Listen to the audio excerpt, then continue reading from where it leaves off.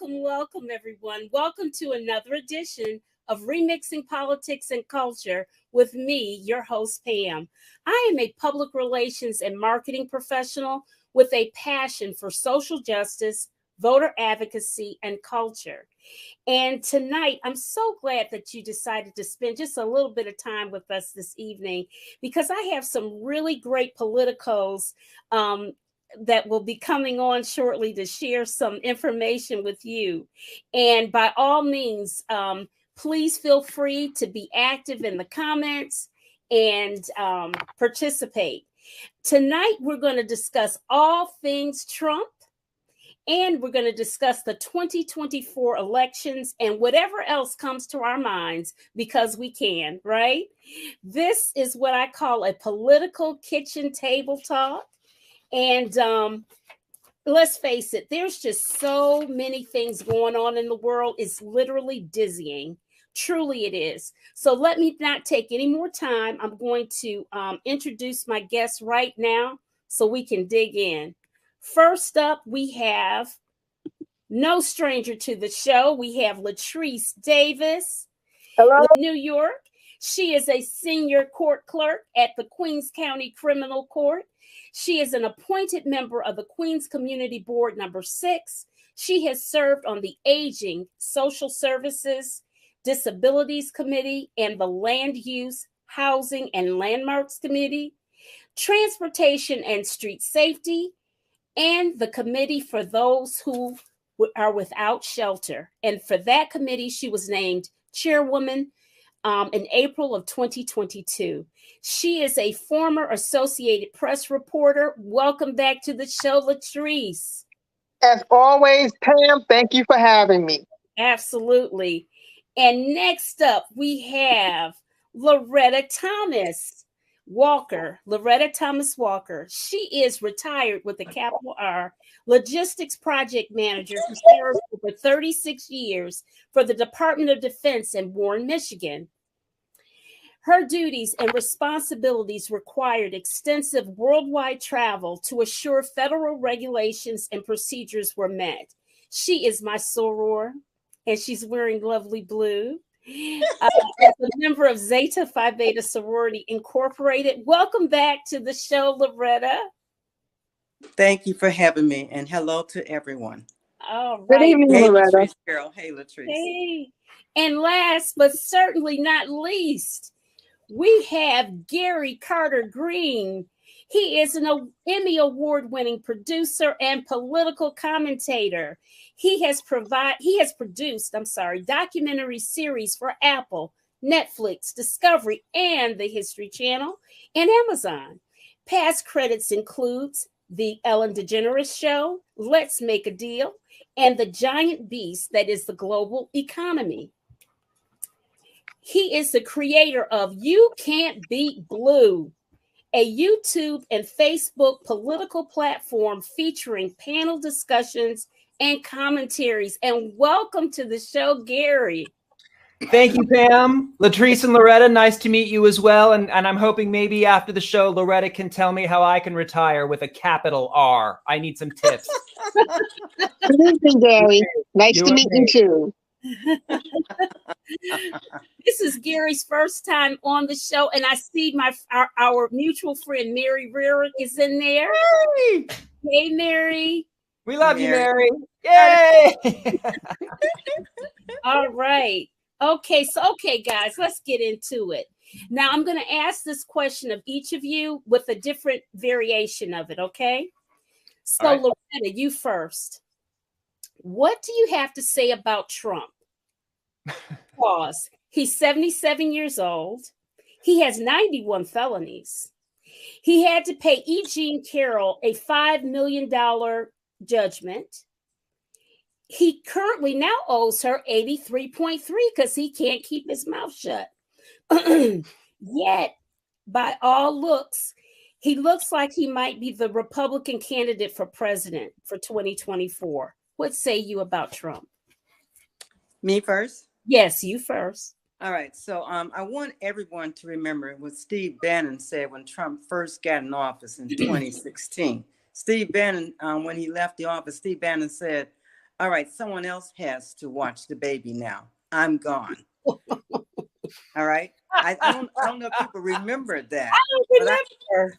Yes, but I have to remind people because we were dealing with a baby then. He wasn't aware of he wasn't aware of anything political. He wasn't aware of anything legally except just how he thought how to make money, which of course we all know that's a farce as well.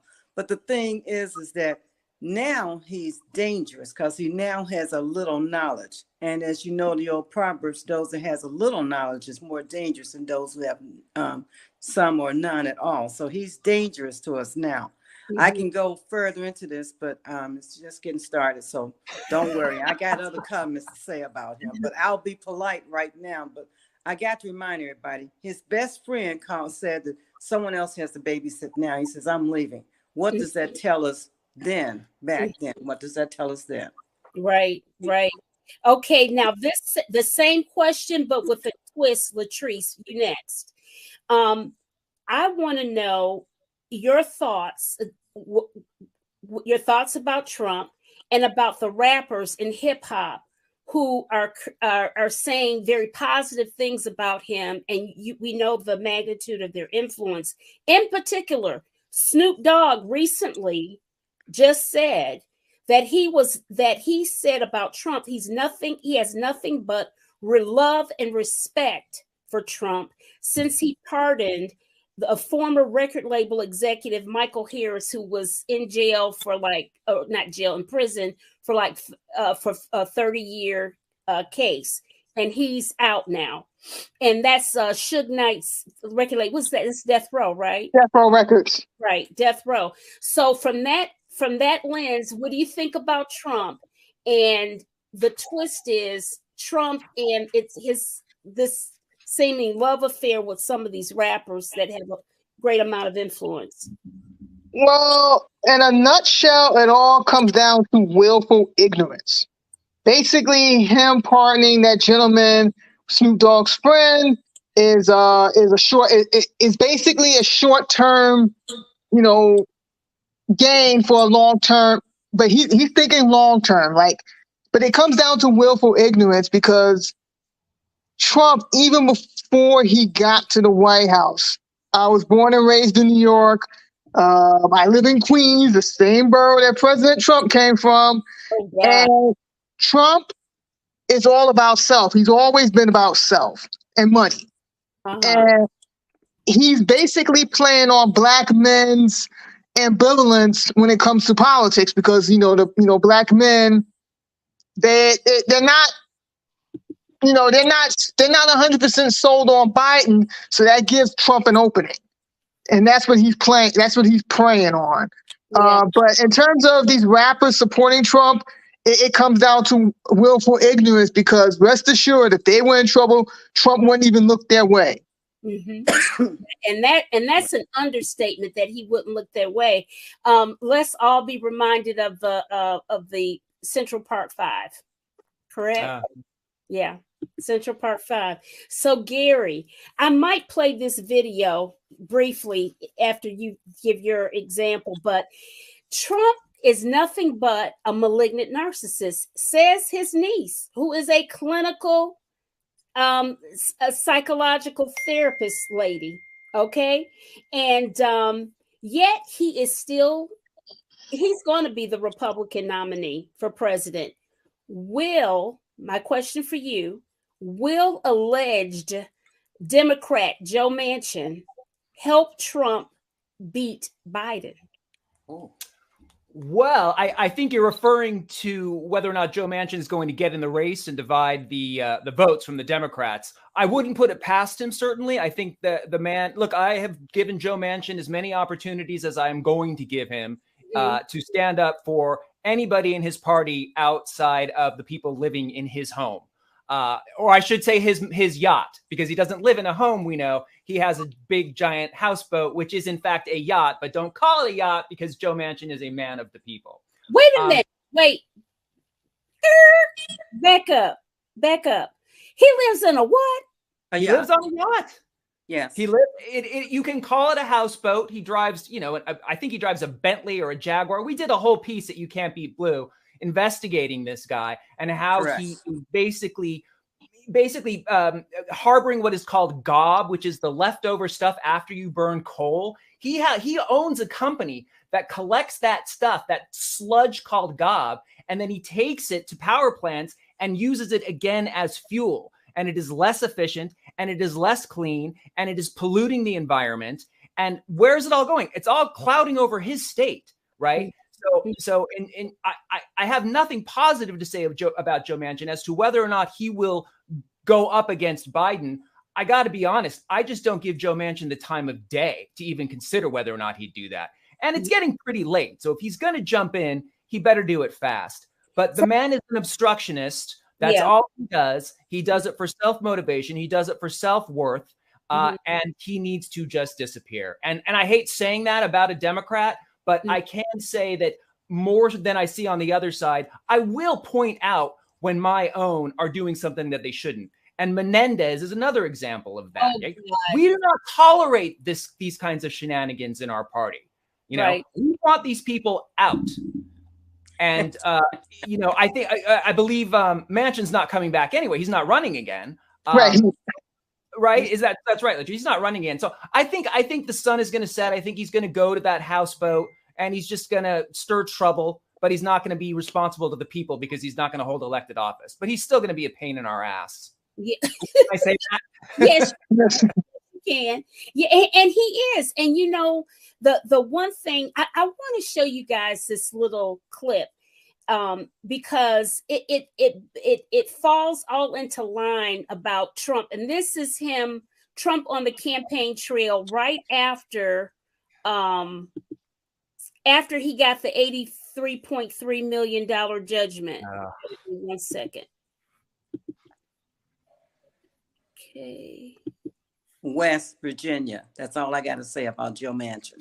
West. Should we keep going? Former President Donald Trump out of the courtroom and back on the campaign trail. I'm the victim of it, but that's okay.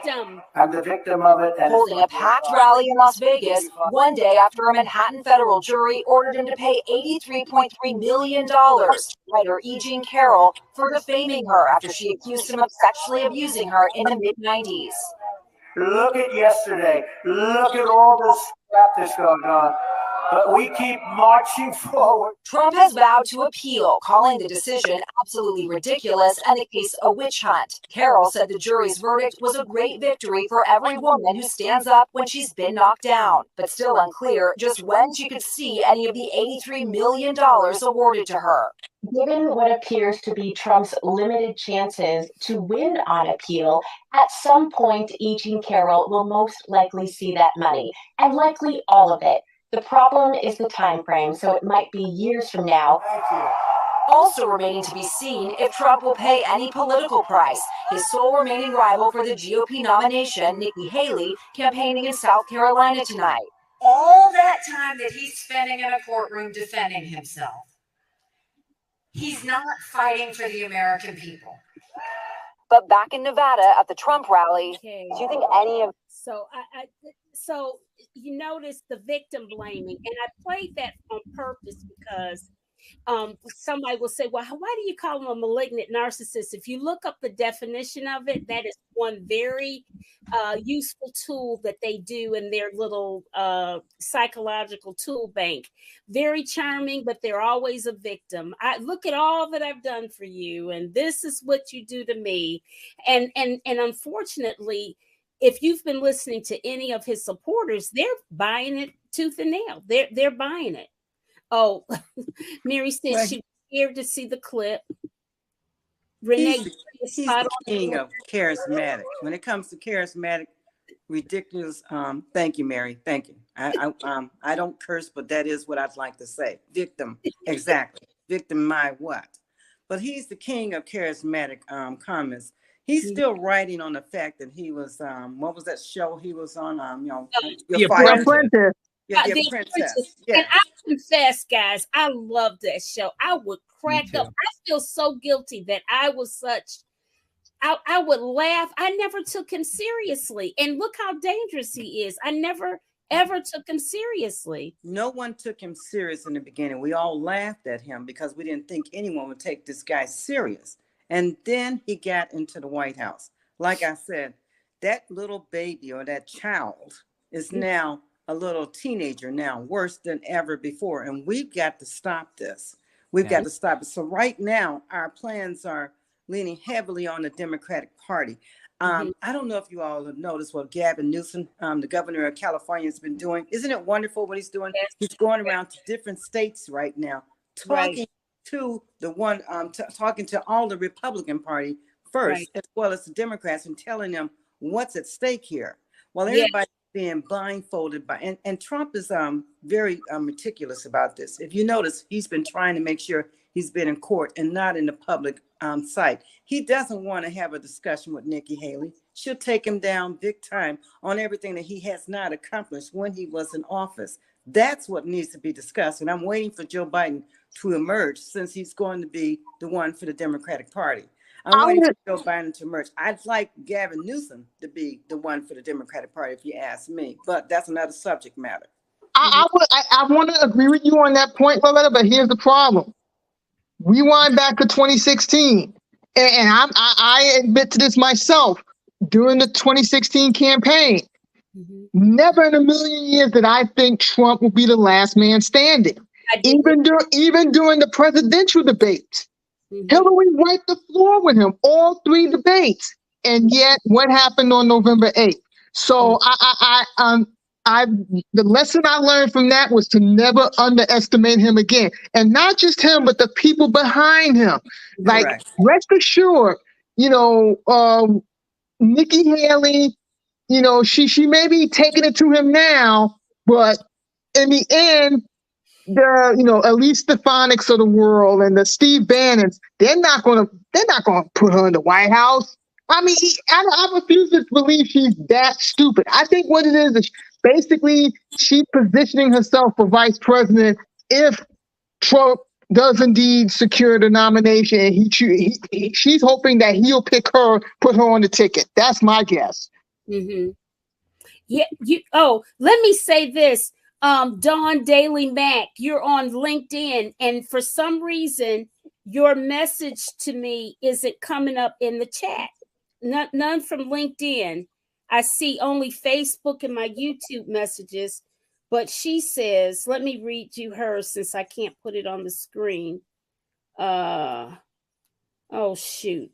Now I can't find it. Anyways, Dawn, you're right, hon. Well, I don't know. Maybe you can get on Facebook or something, Dawn, because it's not coming up on the screen. Roger Stone is pulling strings. Roger Stone has been talking about murder as quiet as it's kept.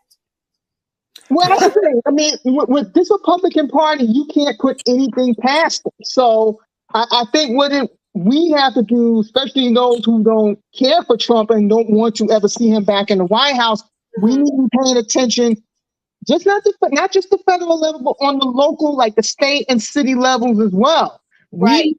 We need to avoid a repeat of what happened with George Santos. Correct.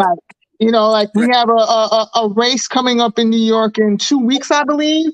Yeah, what's going on with that? Well, listen, we're going to get to that pretty soon, because I'm going to ask you about what's happening in your local locales and what concerns you most and all that good stuff. We're going to get to that. I don't know either why they don't arrest Stone, but remember, he's already had a presidential pardon. So I don't know how that works. Does anybody know how that works? With his top hat, wearing the top hat and the top coats, Roger Stone. What a character. Yeah, and he's Nixon. Oh, right. God. Don't get me started on Roger Stone. Have you guys ever noticed that his head slopes backward? Exactly. Like in that profile? Well, there's something. This is the thing about Roger Stone that I don't think anybody's talked about. There's something physically not there. It's not holding the front of his head up. I don't know if prison's the right thing to play for him. He's an alien, okay? I'm telling he's an alien, but we'll get to Trump's peoples in a minute, okay? What's really concerning me, let me just say this, and I'll be quick and brief about it. I love what Gavin Newsom is doing. He's going around state to state talking to Republicans, Somebody's got to talk to them, not Nikki Haley, not other people.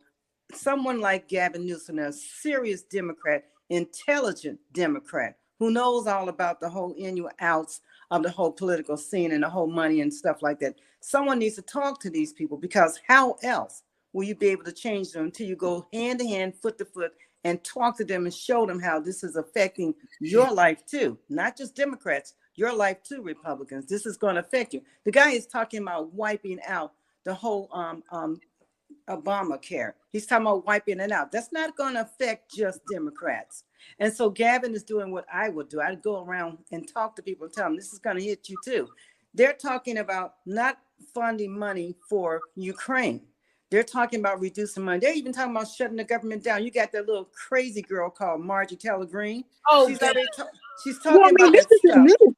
None of this is new. Not to cut you off, Loretta, but I remember Ted Cruz when Obamacare passed and everything. And this was during his Senate re-election campaign back in 2018. So one of his constituents approached him at an event, and he told the story about his brother being a beneficiary of Obamacare. And so he asked Senator Cruz directly, you talk about how you don't like it and you want to get rid of it. What are you replacing it with? And Cruz gave this long-winded speech, but he never answered that man's question. And the thing is, I know why he didn't answer that man's question, because he has no intention of replacing Obamacare.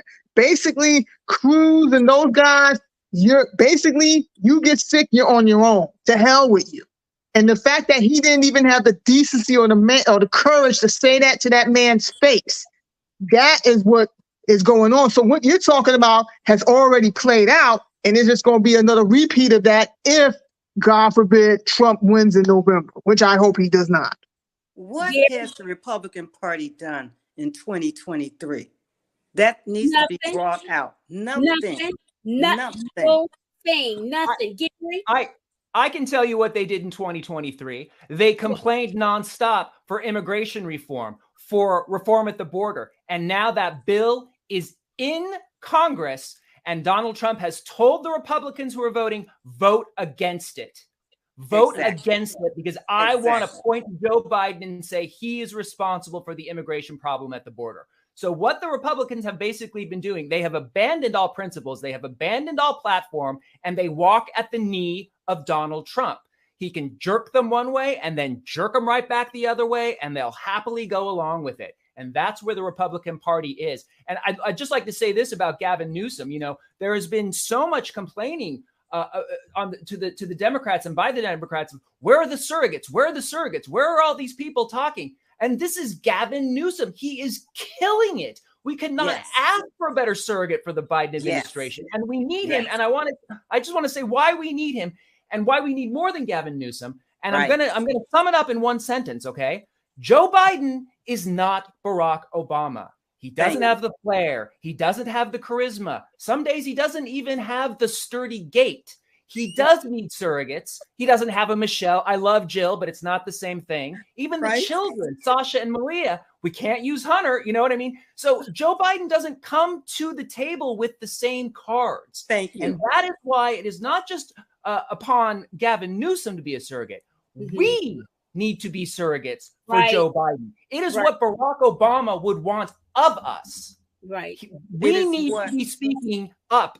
And it's sometimes very, very scary to say, I support Biden, because the popularity, the numbers are so low for him. But even though his numbers are so low, if you saw in that New Hampshire primary, he was written in as the candidate the Democrats want, and he still swept it.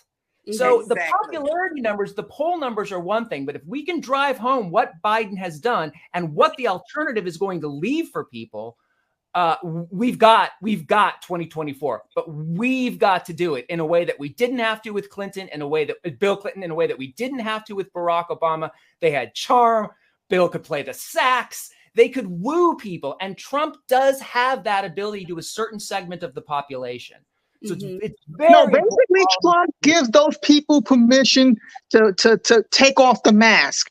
That's his quote unquote charm. He gives them permission to take off the mask, and while some of them have experienced some form of consequence, it's not so severe as to, you know, I always say like the people, the Trump supporters, I until 2016, I just shrugged them off as they're on the fringe. They're a vocal minority. But I came to realize that quote unquote minority is larger than I thought. And when you think back to the 2020 election, the fact that the outcome was as close as it was, that should have put everyone on notice. That, you know, here it is. The House, you know, the House is controlled by the Republicans. We have the slimmest of majorities in the Senate. So I always knew from day one that Biden was going to be limited in what he could do. He's not a miracle worker, like you said, Gary. I never expected him to wave a magic wand and fix everything. Right. I think he's making the most of what he can do with the hand he's been dealt. But the problem, one of the problems I see is the pipeline. Okay. So assuming that Biden is reelected and assuming that he lives to see the end of his second term, then what? That has to be addressed. And that's not a knock on Harris. That's not a knock on Harris. I've said many times, I don't want to see her fail. But realistically, as we stand in January 2024, if Harris was to make it to the White House, could she stay there? Could she complete the term? Could she win on her own? And I think we need to be honest with ourselves about that. Oh, yeah. Most definitely. Well, are you saying that you're not saying Biden should replace Harris on the ticket with another? No, I don't think he should replace her on the ticket. I understand why he put her on the ticket. Looking at her resume, it made sense. But my problem is okay, assuming that he's reelected, assuming that he completes his second term, okay, well, okay, who do we have in the pipeline besides Harris? I mean, because Newsom said he's not running, which I don't necessarily believe, but that's a whole nother conversation. But okay, who do we have in the running? Here's my thing, guys. I mean, presumably Bernie Sanders is going to be too old. Elizabeth Warren's too old. Who do we have in the pipeline? We've got Whitmer, we've got Josh Shapiro, we've got Pritzker, we've got the governor in Colorado. I think his name is Polis. We've got Jared Polis. But how many of those people have said any interest in being in the White House? Because that's another thing. I don't know that they can do that right now. Everyone seems to be backing off to clearing the way for Joe Biden and let there be no mistake. Like nobody even wants to go there because there's just so much concern about division within the party if somebody else gets in. Well, yeah, like Dean Phillips. And here's the thing about Dean Phillips. Like nobody's taking him seriously because he doesn't have much of a platform either. Like, okay, what is his vision for leading America forward? Yeah, I don't think he has an answer for that. Don't bring up Dean Phillips because then you have to bring up his financial backer, which is basically he's taking the money and running. Not even bring up Dean. No, but what did you say? Bring him up. Well, who's his financial backer? Oh, Elon Musk. That's a hidden secret. Oh no. That's a hidden secret. That's a hidden secret. No. Yeah, Dean Phillips is worth more than 100 million, something like that. I remember reading that. Basically, cancel out his name right now. Let's not discuss that anymore. Okay, let's not discuss it. Listen, let me ask you guys this serious question. Do you think? And I hate almost that this is being broadcasted, this question, because I try to not be controversial towards my own party within these parts, but it's okay. Sometimes you have to be.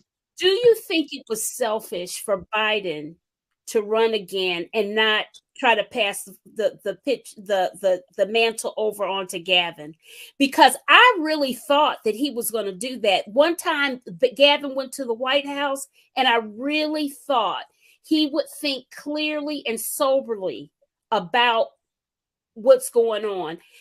Listen, I'm not an ageist by any means. I think that Biden is sharp and everything. However, that job he has is stress on wheels, and it ages everybody. It's stress on steroids, and you're right. Yeah, and correct. You can see it all over him. And I just wish that he had passed the baton on. I really do. But that goes back to my issue about the pipeline, because if you remember when his son Bo died in 2015, he had originally planned, like after Obama finished his 2 terms, he was going to originally run in 2016, but when his son died, he backed off. He's like, I can't do it. I'm not in the headspace to launch a campaign. And that's when Hillary, put the pedal to the metal and ran for it because she knew that was her last shot. And I think right now, okay, I've mentioned a couple of names, Harris, Buttigieg, Newsom, if he decides that he wants to go to the White House, and Gary's mentioned a couple of other names, but I think the thing is, I think back to why Harris's campaign faltered the first time around in 2019. Like, at some point, we've all been on job interviews, and we get to that stage where the person asks us, why do you want this job? Yeah. And she was never really able to answer that question. And I think my concern is right now with Whitmer, Shapiro, all the other names that I've thrown out there along with Gary, what is their answer to that question? All I hear for the most part is, okay, well, Trump is worse. Okay, I get that. I've been very familiar with Trump's game for a long time. I knew him for what he was all along. But I think the Democratic Party, they should be touting, they should be tooting their own horn about the things they've managed to get done in the past 3 years, whether it's fixing the infrastructure, improving the economy. They need to be tooting their own horn about the things they have done instead of focusing on Trump all the time. Because I think that's why a lot of these voters are ambivalent. It's like, okay, well, again, I'm not voting for Trump no way, no how, but as I said to you last month, Pam, even though I'm going to vote for Biden, assuming that that November's a replay of 2020, at the same time, that's not the flex the Democratic Party thinks it is. They really need to get their pipeline in order. Yeah. And I don't see where they've done that. Yeah. Can I speak to that just quickly? Sure. Yeah, go ahead, Pam. No, I'm saying yes to you. Okay, yeah. Thank you. I'm sorry. First of all, I believe that Joe Biden was always going to run for the second term. If he got in, this is a guy who has been wanting to be president. And if you ask him, why do you want to be president? He's got the answer, right? Mm-hmm. He has been there for decades. And yes, he is of an age, and that is fine. But what we get with the second Biden administration is a president who is no longer held back by ever having to be reelected again. He is not going to have to compromise the way a Newsom would in his first term going in 2024. Biden gets to close out the deal on his terms, and we will see what the Biden agenda truly, truly is in that second term. And I think he's got the goods, and I think he's maneuvered us quite well in the last 3. I want to see him on Dancing with the Stars. I do not want to see him hosting some version of The Apprentice, but I want the guy in there because, number one, he's doing the work. Number two, he's surrounding himself by smart people. And number three, he's reached across the aisle for bipartisan legislation on more than one occasion in these 3.5 years. Forget like the infrastructure thing doesn't stick. The recovery plan. How about the fact that he and Republicans can make deals that benefit this country as a whole? Where are people singing his praises for that? I miss that. And that's what I want to hear this year. Republicans, we welcome you. Sensible Republicans and independents, we're doing stuff for you too. And it's at the lead of Joe Biden. Yes, but now towards the end of this one term right now, he has not been able to really get anybody to sign and co-sign with him anymore. He even had your boy, Mitch McConnell. Mitch McConnell has already came out and said some things and says, well, this and that, whatever. And Mitch McConnell is now singing half 50-50 Biden, 50-50 whatever Trump wants. So now Biden's ability, and I don't want to pick on Joe Biden because I can rip him apart because I don't know if you all remember when he was sitting there at the UN asleep, okay? That was not pretty for... Yeah, he was asleep in the first term. In the first 2 years, he was sitting there asleep. The news had fun with that. I had to live with it. I voted for him, so I had to live with that. But the point is, back to Biden. I hear what you're saying, but at the same time, there are some fallacies about the gentleman, or as we all call him, Uncle Joe. There's some fallacies, but I don't want to dwell on that. It looks like he's going to be the one that we're going to choose to have as the person for the Democratic Party. Yes, I would love for several other people. I would love for certain people like from Democrats. Thank you for mentioning Gretchen. Yes, Gretchen would be excellent. Yeah. So would Katie from California. I forgot what Katie's name is. Yeah. What's Katie's Katie Porter. reporter. correct. Right. She would be a But she's running for the Senate seat. Yes. Oh yeah, yes. that's right. So, but Katie Porter She'll get is there. really smart, very good girl. Quiet as kept. I'd like certain people who aren't even in office right now to run, because you got people like Donald Trump and even Ronald Reagan, who was never in politics, and yet somehow the Republican Party still gets to put these people in office. One thing I give the Democratic Party credit for: we never put an idiot in there. We always find somebody intelligent, but the Republicans always find.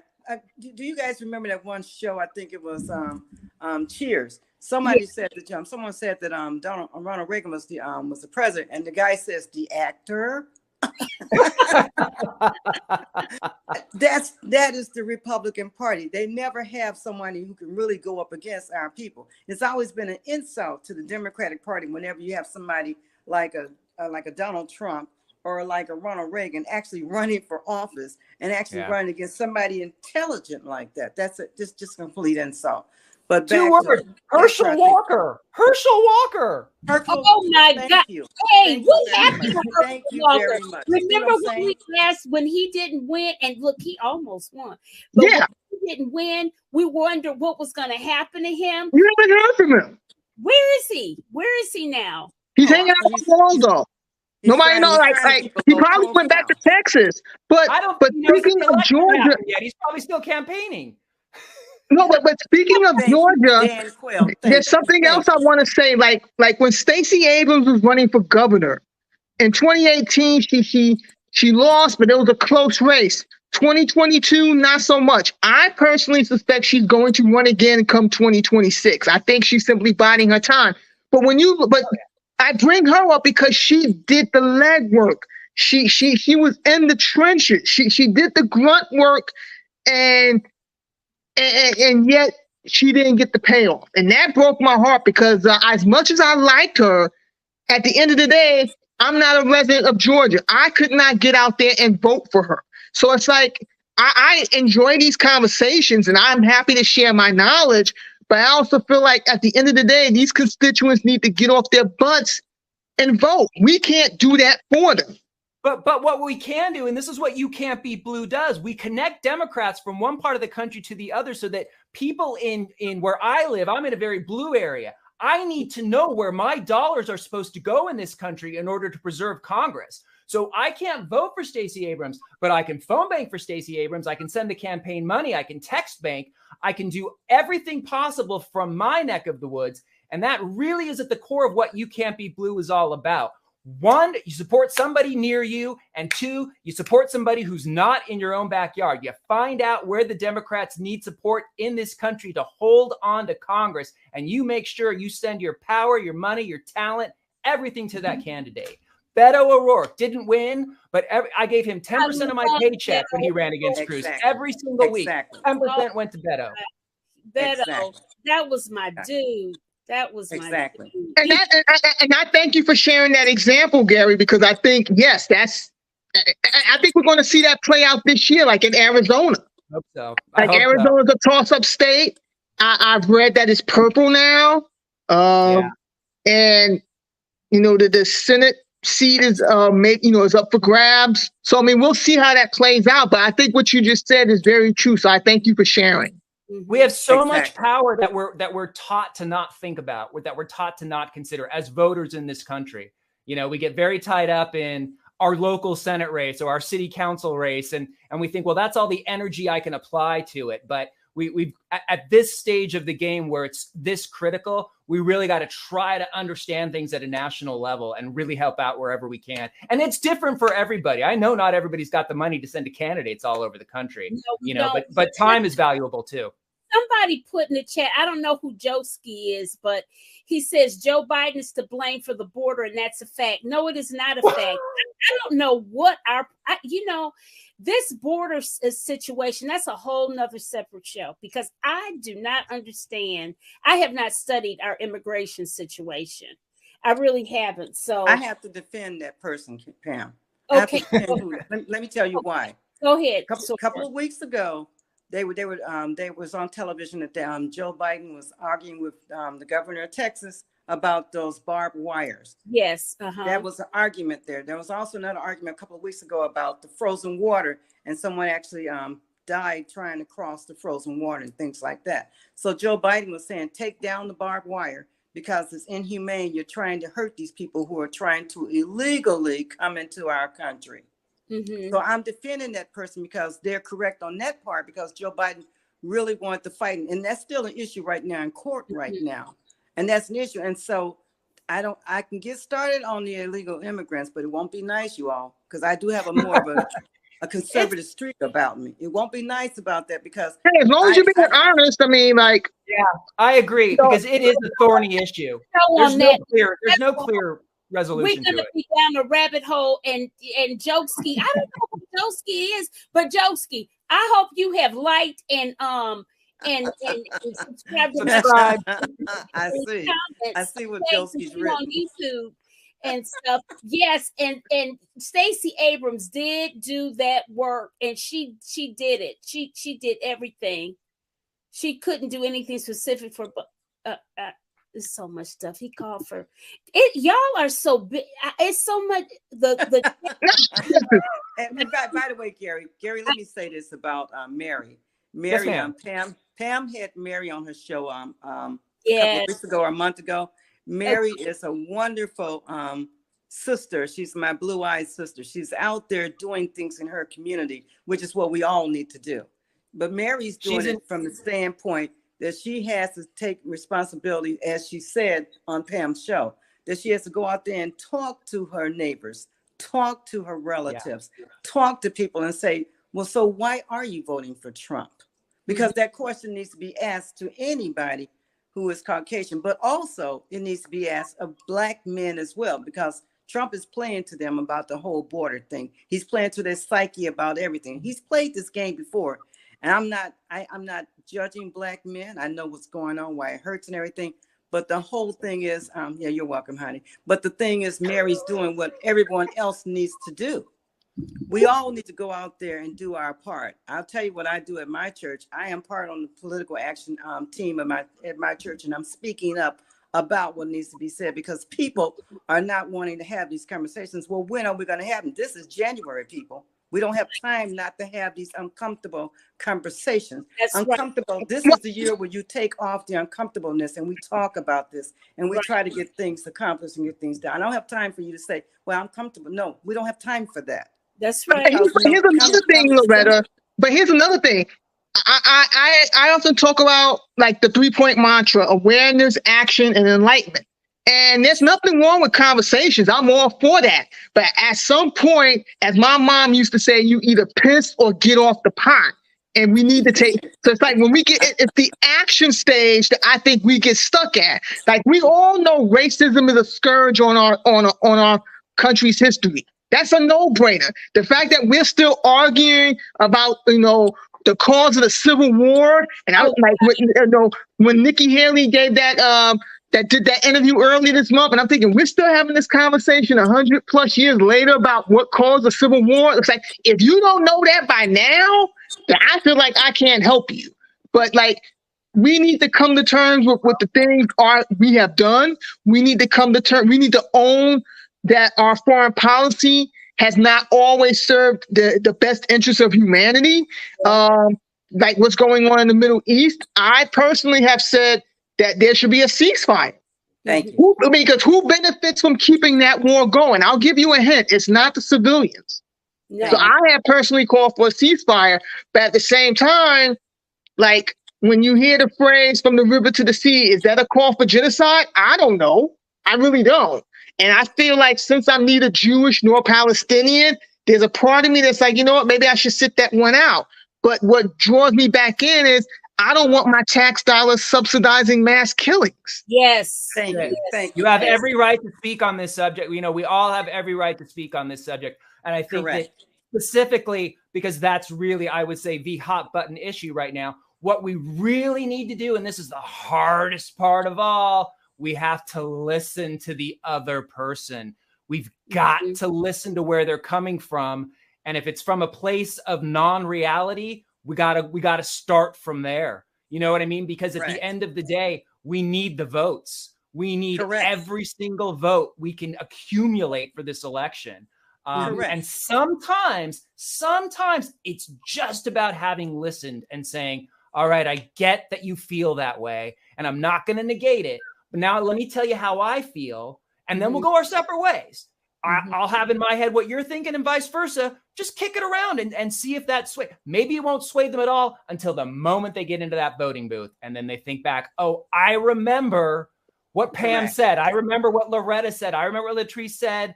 I'm gonna vote for them.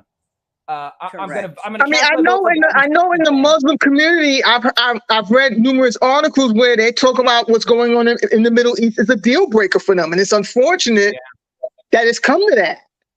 But I have read those things, and I am aware of that of that line of thinking. And it's kind of like, well, I can't. I'm not going to wag my finger and scold them, and they're losing loved ones over what? But we need to remember that the Middle East has been a quagmire for decades. Yes, it is.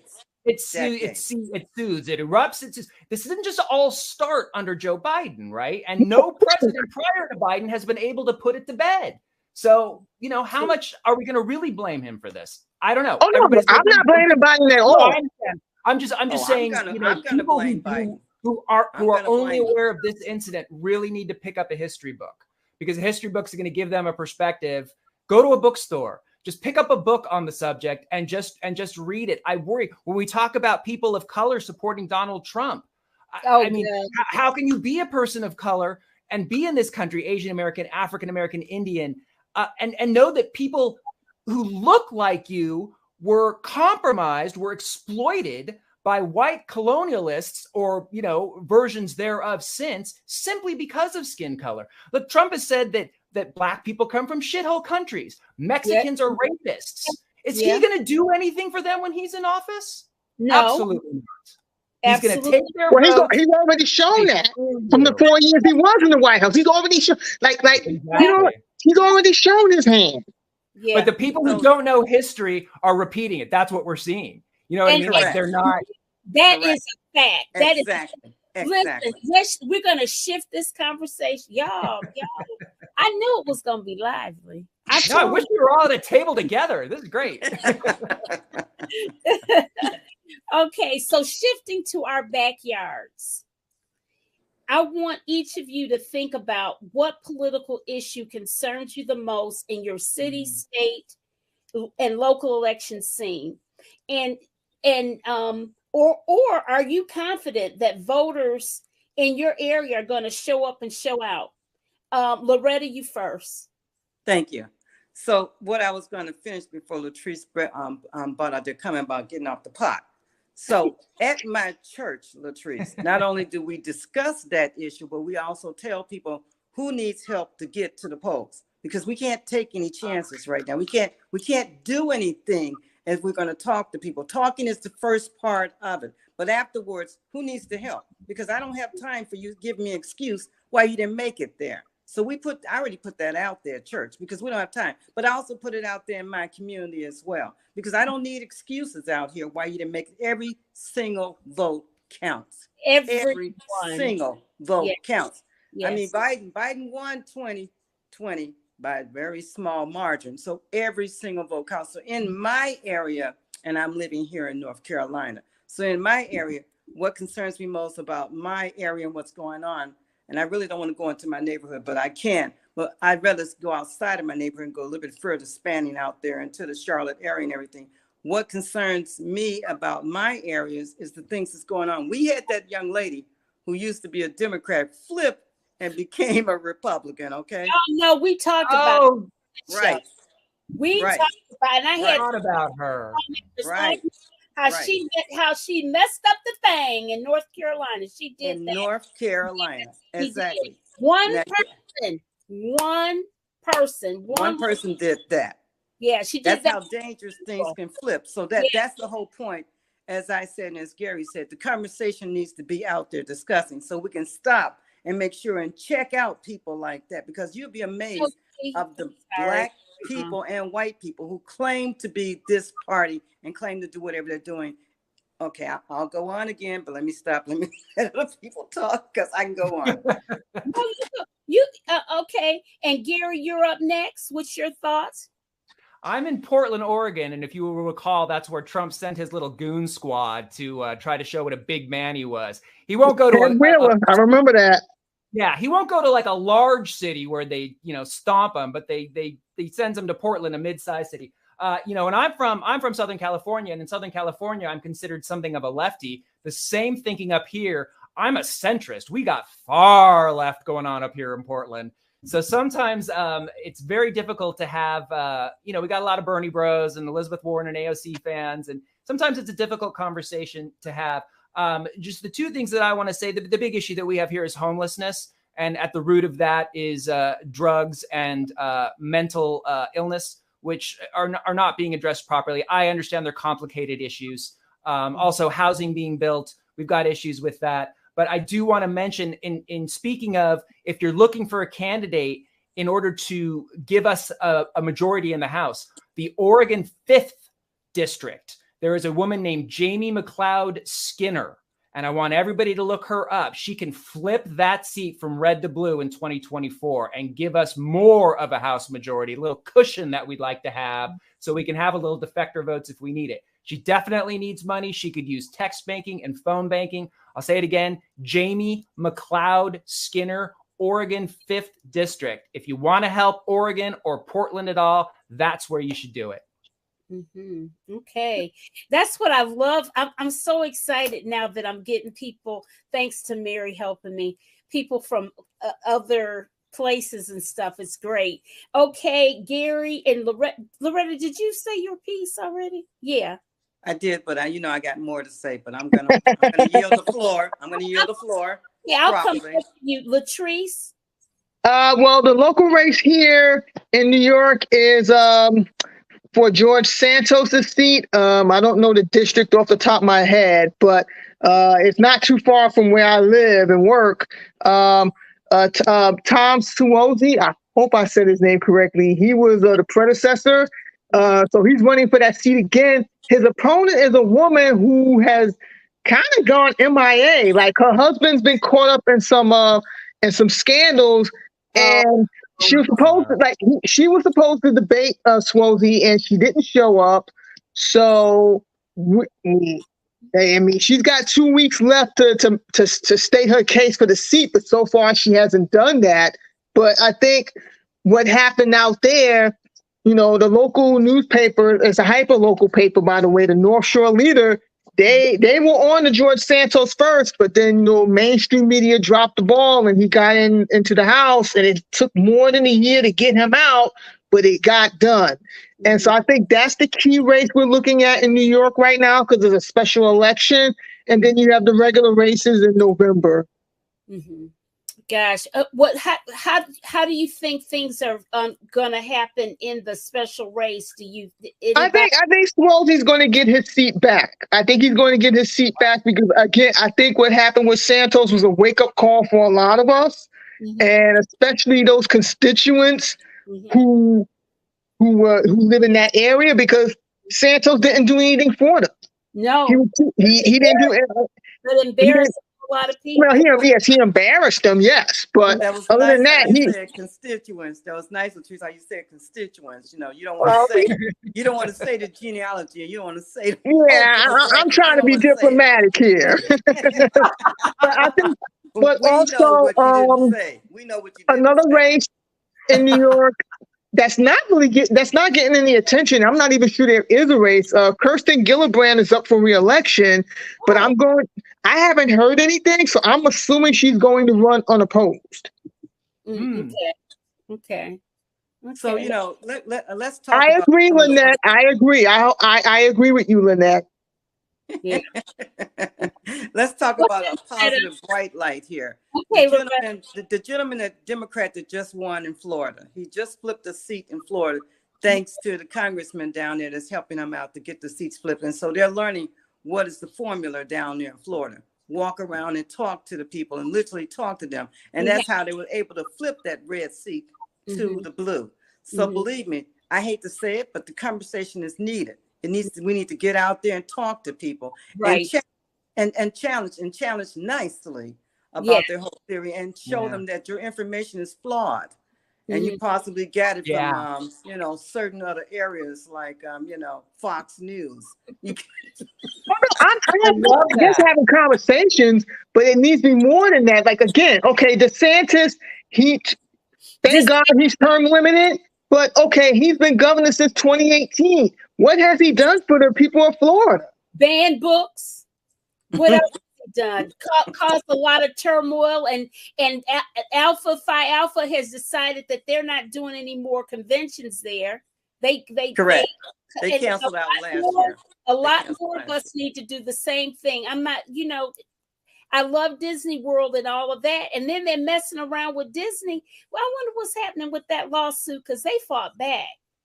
Oh yes. That hasn't finished yet. Ron DeSantis has got he's in trouble right now. That's why he didn't have any money. He thought that his financial backer, his benefactor, Elon Musk, was going to cover him. We all saw what happened when Ron DeSantis' first day, when he did the plunge and put it out there.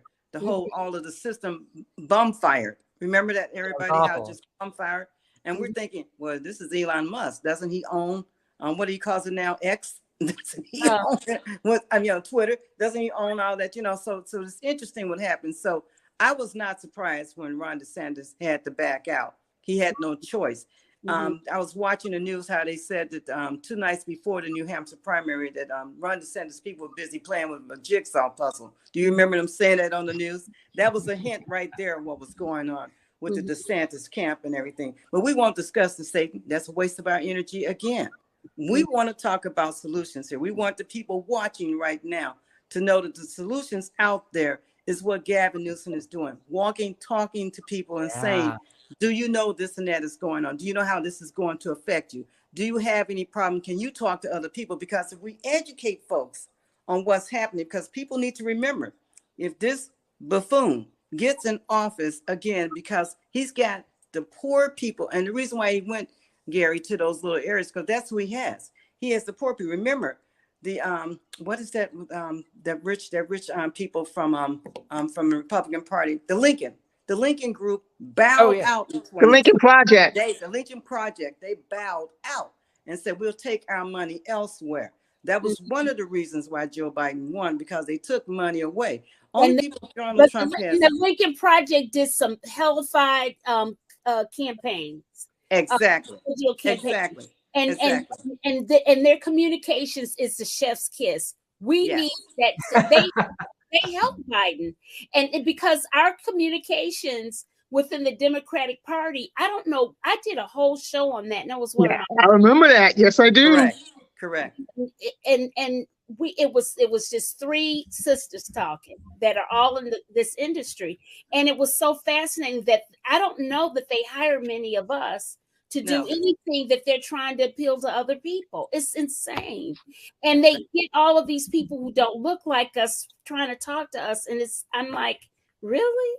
I mean, you know, it just doesn't make any sense, you know? So anyways, I don't know. It's something. Yeah, Florida. I tell you, this chat has been hopping. I haven't been able to really read anybody's stuff a whole lot, but so y'all must type at 100 miles an hour or something. Yeah, I'm trying to read the comments as well, and I definitely appreciate the insight, and I enjoyed hearing from Gary and Mary from out there in Portland on the other side of the country, because again, the issues that we're dealing with are universal. Like, we also have, as I'm sure you've seen in the news, we have the migrant crisis hitting us hard in New York, homelessness and what have you. I mean, how are you all making it with that situation? Well, thank God the temperatures are above freezing now, because last week was really bad. But I mean, I don't envy Mayor Adams. I'll say that much. I don't envy him. Mm-hmm. Yeah. But yeah, we do need the federal. We do need federal support to step in, because Adams himself, and I think Governor Hochul needs to do more as well. But like, this could be his undoing amongst a whole bunch of other things. But his handling, and it's not his fault either. It's Thank just you. Thank you very much. That gets me back again to Texas. Again, this is the thing that the Republican Party can beat Joe Biden up beside the head about. That whole issue about the border thing. If Joe Biden, okay, so when Donald Trump was in office, he put all those people in different camps and everything like that. Now, I'm not a Trumpster at all. I can't stand the dude, but he put the people in the camps. Notice what happened. Decrease. You didn't see that many people trying to come into this country, y'all. You didn't see that happen. They sure did. Because I was wondering, why is it? I mean, it's just like they're flooding in here. Like now, as soon as Joe Biden got in office and said, "I take back everything that Donald Trump said," they came in by the folds, and they weren't afraid at all. Right. So that, and so so I'm sorry. Joe Biden does not get an A in my book on that. In fact, he gets a F+ on that because that's ridiculous what he did. He started doing that, and he was not trying to build the infrastructure like he was. Now, I want to say in Joe Biden's defense that he was busy trying to reduce people's scholarships and things like that, reduce people's collegiate problems and their scholastic problems like that, and take away their money that they owe and stuff like that. I want to say that Joe Biden was busy trying to build up our country and take care of all the economic situations, which he has. These are the things that Joe Biden can stand strong on that he has accomplished, yes. But that border issue, Donald Trump has told the Republicans, we got him right there. And they I want to add one more victory for Biden. The pandemic. Let's not forget the pandemic. Correct. That's correct. huge. Correct. I mean, so my thing is that Joe Biden better stand on what's strong and point out to the country what he has accomplished, that everybody's in love about what he's done. Because right now the economy is riding very nicely. Everything. We all want to go back to where those eggs cost this and that, whatever. We don't want to go back to the chicken and stuff like that. But the point is he's doing that. But right now, the Republican Party was waiting for something to get Joe Biden about. And this is the issue, the border right there. Now, what the Democratic Party need to do, I need to go and have a sit down with Joe and Kamala and tell them, you need to point out what Donald didn't do when he was in office for talking about the Mexican was going to build the wall and pay for it. They need. I want Joe Biden to say, "Hey, wait a minute. You're right, Loretta. Yeah. Shut them down on that stupid argument. We don't have time for this. Take them down the path, Joe Biden, of what you have accomplished. And then when they bring up the wall, tell them, no, we're not doing that conversation because you didn't do anything either. And then point out to the Republican Party, what did you do last year? So we're not having this conversation. Joe Biden, if he can't do it, he needs to find somebody to write that script for him, to tell him, stand on your 2 feet, Joe Biden, and say, well, what did you all do? If and what do you all negotiate about? So therefore, I'm sorry, Gary, but once again, he didn't, he reaching across the aisles, he didn't reach enough then in my book. He did not reach enough. And if he wants to be president again, in my book, reach more, because you got Mitch McConnell came out of surgery or wherever, he was quiet. I was like, who resurfaced Mitch McConnell? Where did he come from? Mitch sleep somewhere. Exactly. He's frozen. He's frozen. Yeah, so and now he's out talking big and bad. Put him back to sleep, y'all. Shut him up, Joe Biden, and get him out the way. So I just want, if we're gonna do this, to make sure that we're talking. I'm very happy, but we need more than just Gavin out there. We need more people out there as well. And that's what this show is about. So you guys share this show, and because we use it as a mouthpiece, you are all ambassadors. And that's why, even though I love getting actual politicians on here, and I get excited if I get a senator or whatever like that, I think it's really important to have everyday people working in our country talking about these things, because we are the real voters that they're appealing to, and we have the power of influence within our circles to make the differences. Right? We do. Yeah, we do. This was interesting. Legal and illegal immigration at the rate we have now is unsustainable, and that is excellent and detrimental to our country. It is absolutely detrimental, health-wise and every-wise. I mean, I can't imagine what it's like to get a medical appointment in New York at a clinic or something. With the rate of homelessness across the country, that needs to be addressed. Absolutely. Thank you. Absolutely. We're busy trying to take care of these people. I don't want to be harsh, but we got a lot of homeless people in this country that need to be attended to. Right. But we're busy trying to take care of the dreamers and all of them. They've been here 20 years, and I know that they add to the economy as everybody want to say. But wait a minute, what about our homeless people? No, So but that's the issue with the citizenship process now. Like, from what I understand, it takes like 10, 20 plus years. It's dragged out. Because I had a coworker, he came to the country in 1999, and I didn't want to be mean-spirited, but I was like, hold up, if you've been in the country that long, how is it you're still a permanent resident? But, you know, I mean, that's the thing. I think we really need to fix the process, because the people who are trying to come in the correct way, it just drags out. Like, you shouldn't be a permanent resident that long. Because he has children. Like, his daughter is grown. He had a daughter. She was born right after the terrorist attacks. So his daughter's a U.S. citizen. Not only that, but she's an adult now. And I'm thinking, you're still a permanent resident? But I just kind of felt like, okay, is that my lane? But like, the process should not be that dragged out to that extent. Okay, guys, listen, if you're still on, I see people still on, please hit that thumbs up button and subscribe to my channel. It's a free way to support me. I want to thank my guests, Latrice Davis, Gary, You Can't Beat Blue, and my sorority sister, Loretta Thomas. Thank you guys so much. We're going to sign off. We'll be back next week, but we won't be on Super Bowl Sunday, because I know. And I hope the Lions won. I hope the Lions won. They were. I have it on. They were when I left. I'm going right